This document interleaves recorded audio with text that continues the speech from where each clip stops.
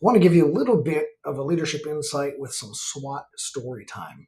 So this incident occurred at one of our most dynamic SWAT trainings. We were gone for a 4-day on-site, very comprehensive SWAT training, which the ultimate test was these huge scenario-based exercises at the end of the training. So what happened is I was the team leader at the time. I had taken over the team, arranged a lot of dynamic training, and all of a sudden we get into one of the final scenarios. Now we are shooting actual plastic bullets, ammunition rounds at each other, and all of the instructors that host the facility and teams from all across the nation are the bad guys or the hostages or the victims. Whoever you need to deal with, that's who they are. In this scenario, there were two bad guys. One of them was going to physically fight and resist, and of course they chose their big old boy, and we were able, the team, to get them under control. Now, as the team leader, I was sending my guys in and just observing the training. The second bad guy was an armed assailant, and he was highly motivated, and he was going to need all of our tactics to be employed in order to get him neutralized and the threat to go down. Well, one of the things that happens in real life, and just talking plainly for the audience, is that if you are shooting somebody center mass and not going down, you then elevate and take a headshot to try to end the threat as quickly as possible. In the case that you're just not hitting organs, they're maybe wearing some type of ballistic armor.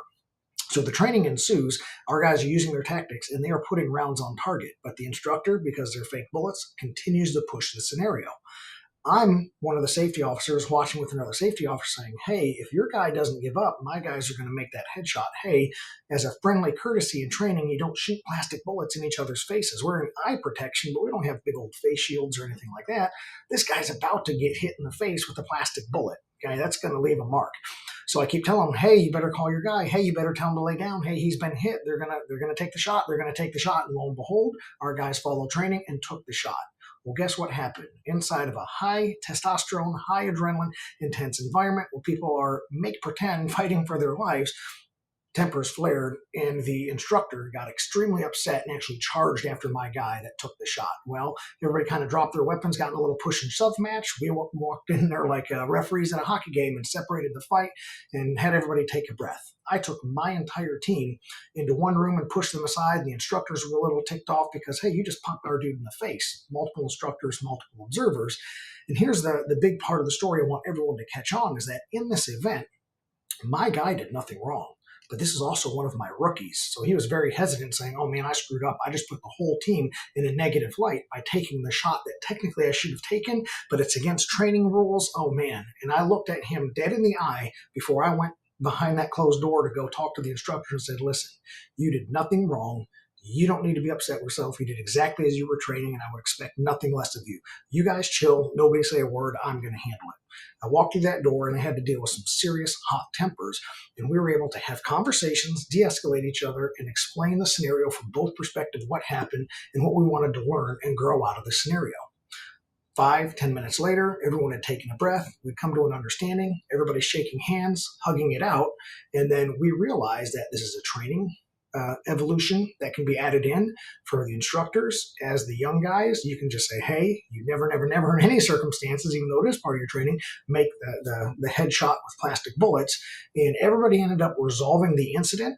But the biggest thing is, after the fact, that young rookie that night, when we were back in the barracks relaxing, came to me. He said, I just want to let you know something. And he actually had a bit of a tear in his eye. And he said, it meant the world to me that I knew you were going to have my back. When you looked me in the eye and you said the words, you did nothing wrong, I've got your back, I'll take care of it, I knew everything was going to be okay no matter how they responded. And that was a lifelong lesson for me. I was fortunate enough to have responded in the right way. And I relied on a lot of my leadership training up to that point, because guess what? My adrenaline was pumping too. My guys almost got in a fight.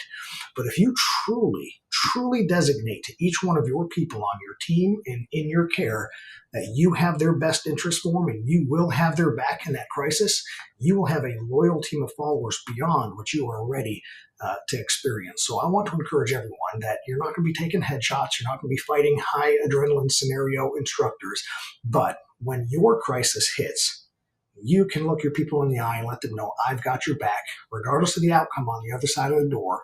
We're a team, we stick together, and I'm going to go advocate for you.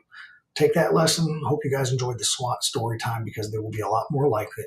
And I want you to go, and I want you to be the best possible version of a leader you can be.